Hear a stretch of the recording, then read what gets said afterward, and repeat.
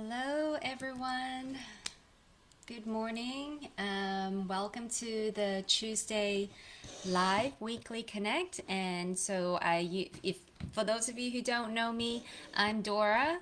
I'm the organizer of this group, and I come on live every week to connect with you guys, answer any questions that you might have, and also to talk about the topic of the week.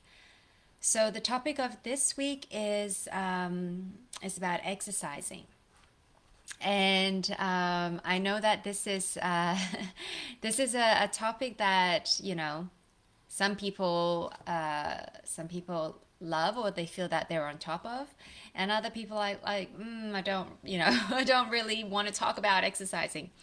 Um, However you feel about exercise, I think that we can all agree that exercise is, part of a healthy lifestyle. I don't think there's disagreement about this, right? So we've been, for many years now, being told to add more exercise into our day.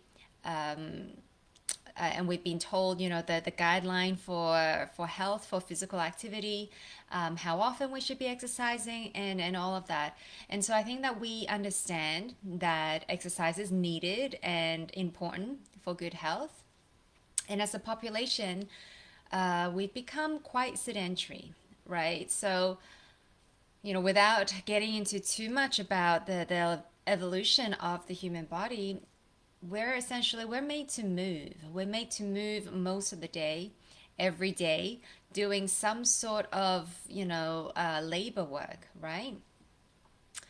Uh, with the change in times and the advances in technology, we've shifted to a much more sedentary lifestyle, and a lot of chronic diseases have been, or there's been association that's linking sedentary behavior with all sorts of health problems.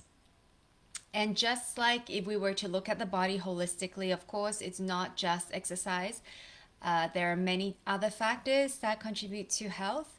But having said so, because everything is connected, when your physical body is not at its healthiest, it's going to affect your mental body, your emotional body. It's going to affect your outlook in life. It's going to affect how you view the world and how you take on stresses, how you perceive stress in the world, and it's going to affect your relationships. Your social health, right? Could affect even your spiritual health, and so it is important that we want to find a way to balance out all these other areas in our lives and find a way to make changes in these different areas. And it could be, certain areas you might resonate more with, and you might find yourself being able to make more changes in those areas. And other areas, maybe it's exercise that you feel like, oh, this is not something that I love, and I always struggle with making consistent changes in this area.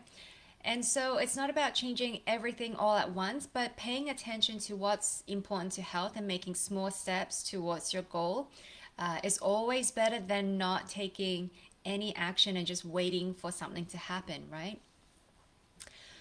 So, having said this, then, why is it that it's still so hard, like knowing the benefits of exercise, why is it still so hard for many of us to find the motivation to do it?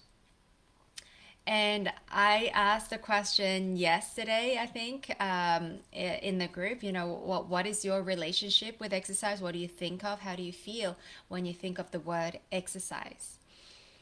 And I think that maybe part of the reason why we're not motivated to do this is because we perceive that exercise needs to be hard and difficult and challenging and exhausting, all of this stuff. And I mean, haven't we all heard of the phrase no pain, no gain?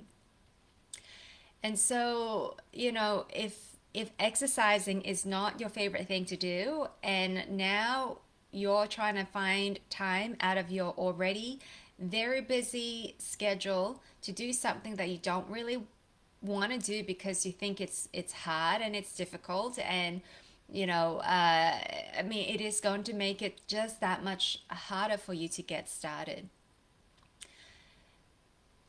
And I think it's also with the mentality, this no pain, no gain, that we perceive that it has to be hard work or maybe even painful for it to count. So I'm here to tell you that is not necessarily true. And it is very hard for us to get exercising or start a regular routine when we are already, I guess, stuck at the very first step. Like it's even hard to take that first step. Like we said, when we're tired and stressed from our day, the last thing we want to do is to put ourselves through a gruesome workout. I'm not speaking for everybody. I know that sometimes, or for other people, doing a high intensity workout is what's going to help them relieve stress and that they actually look forward to that workout. But for many of us who struggle with taking that first step, this makes it hard for us to think that we're already tired, we're already stressed, we're already exhausted, and we see exercise as another chore, as another form of stress. And it is a form of stress that's, stressful to our bodies. But when we use it the right way, the right intensity, and the right amount, this kind of stress is important for us to grow and become more resilient and healthy. But it could also work the other way around. When we over exercise, that can create more stress onto our bodies, and it's going to affect other areas in our lives, and we're going to just maybe even feel more stressed overall. So, when we come up against, so at the moment, this is just a mental block, right? You haven't even started exercising yet, but you're feeling all of these challenges or obstacles in your way. And so it's sort of easier then, for some of us to just think, oh, it's too hard. I'm too tired today. I'll do it tomorrow or next week or whatnot. And it's easy to just veg out on the couch and maybe even feeling bad or sad about your unhealthy lifestyle. And you might even, might as well go ahead and get that tub of ice cream while you're at it, right?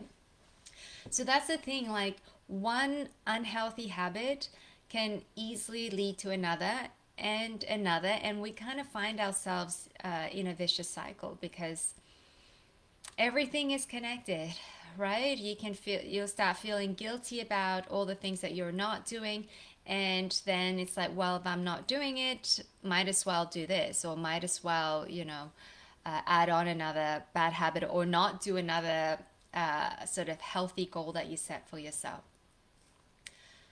So I'm not sure if you relate to this. I know many people I've spoken to, and including myself in the past, these have been struggles for me to get started and to stay focused and consistent with my exercise routine or any other habits that I try to set for myself.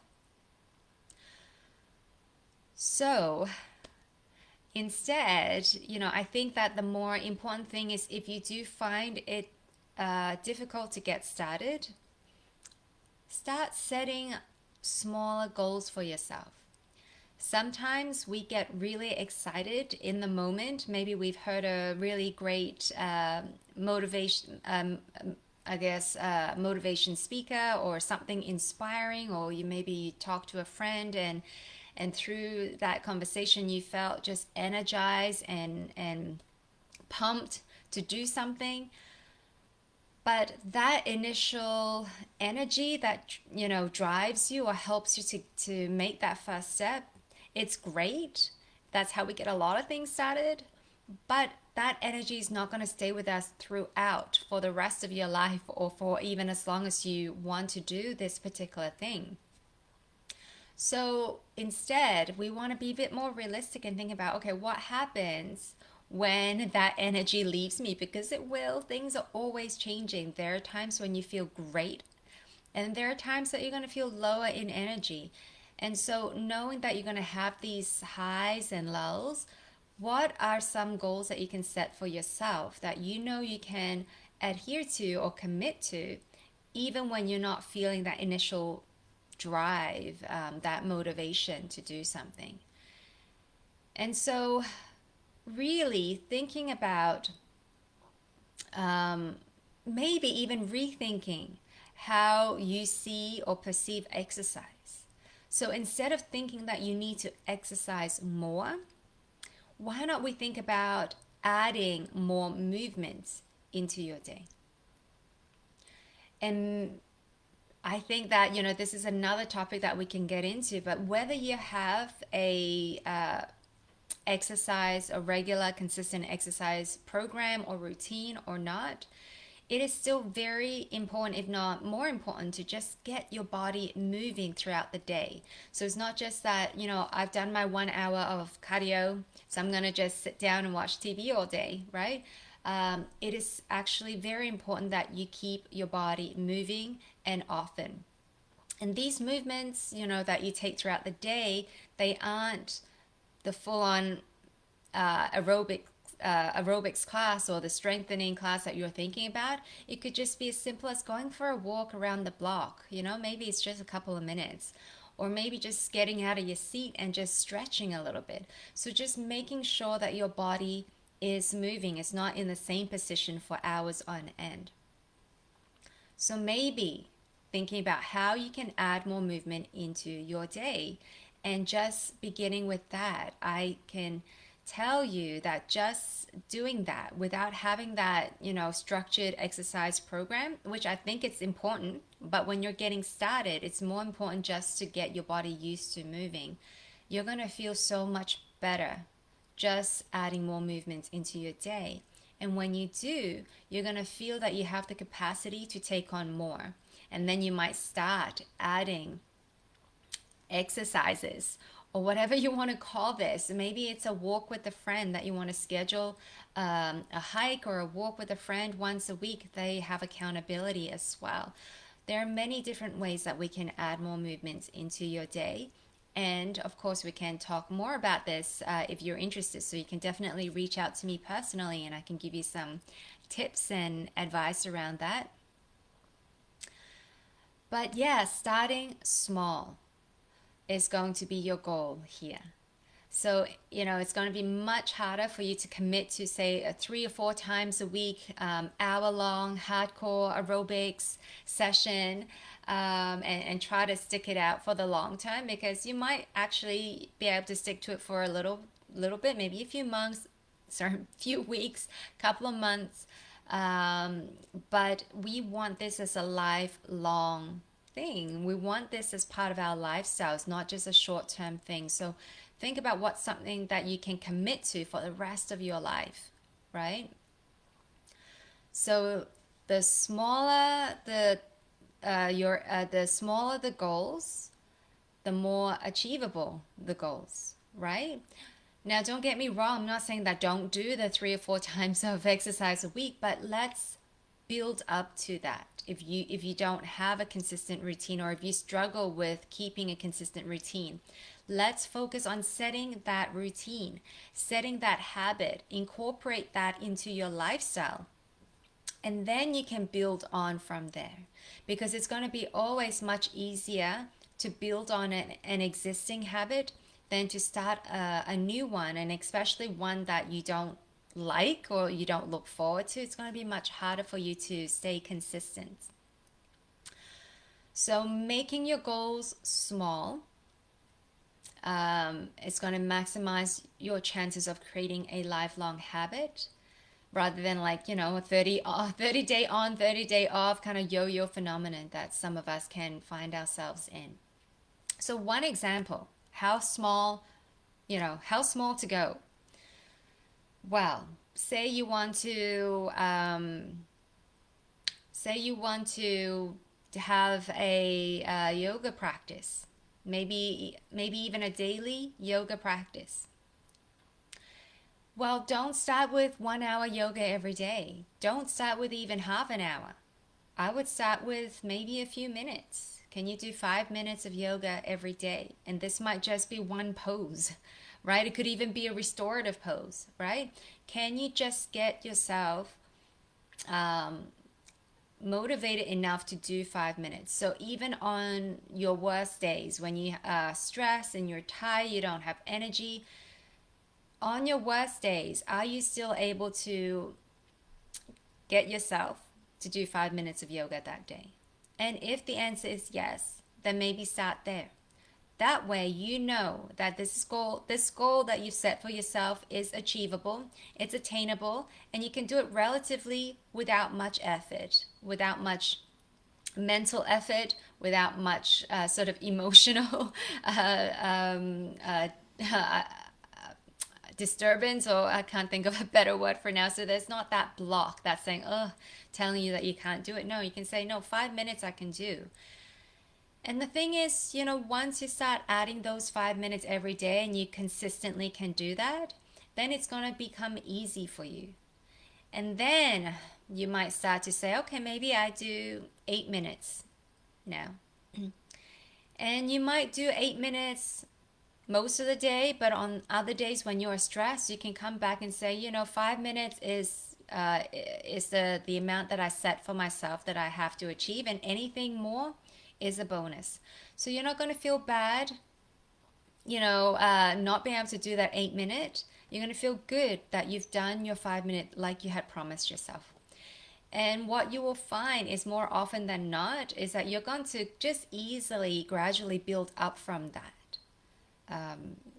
And knowing that the least you need to do, say that 5 minutes a day, even if you worked your way up to 30 minutes or an hour, and then there's going to be a day that you can't, instead of not doing it at all, you can say, okay, I'm going to come back to that 5 minute, and be happy with yourself that you've done that 5 minutes that day. And you're going to, you're going to find it's going to be much easier to start having a daily yoga practice. And once you do, you're going to start to feel changes in your body, your mental state, your emotional state. Things are going to shift. And you're going to even start to crave doing it. You're going to miss it. When you actually have a day that you miss, there are going to be those days, no matter how much you're going to make that promise to yourself, there might be a day or two where you're going to miss it altogether. And you're going to feel it on those days that, oh, I really need my yoga. I wish I, had time for that, or I could do it. And so, without having that motivation, it's going to become something you naturally want to do, hopefully.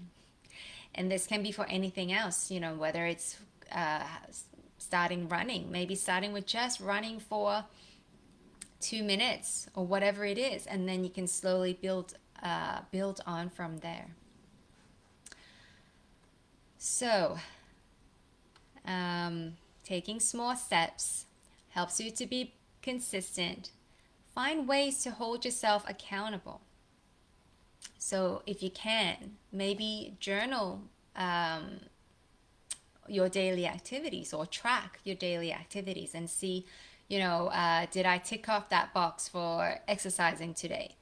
That way you can see over the long term how well you're able to commit to whatever intention you've set for yourself. And if you're consistently missing it, then maybe you've set yourself a goal that's a little bit unrealistic for your situation. You might need to make the goal a little bit smaller still, or maybe changing it altogether. Maybe think of a different activity that you might enjoy more and start with that. You might tell a friend or a family member and let them know, hey, this is what I'm doing. And they might be the ones that are keeping you accountable and checking in and say, hey, did you do your 5 minutes today? If you use social media, maybe even use social media and say, hey, this is what I'm doing. And sometimes once you put it out there to the world, there's like more, I guess, that accountability, that feeling that, okay, I've made a promise. Sometimes making a promise to yourself, it's easy to break than if you've already announced it to the whole world and that's what you're going to be doing. And so there are many different ways that we can add more movement into your day, but maybe start with the tips that I gave you today. Let me know how it goes for you.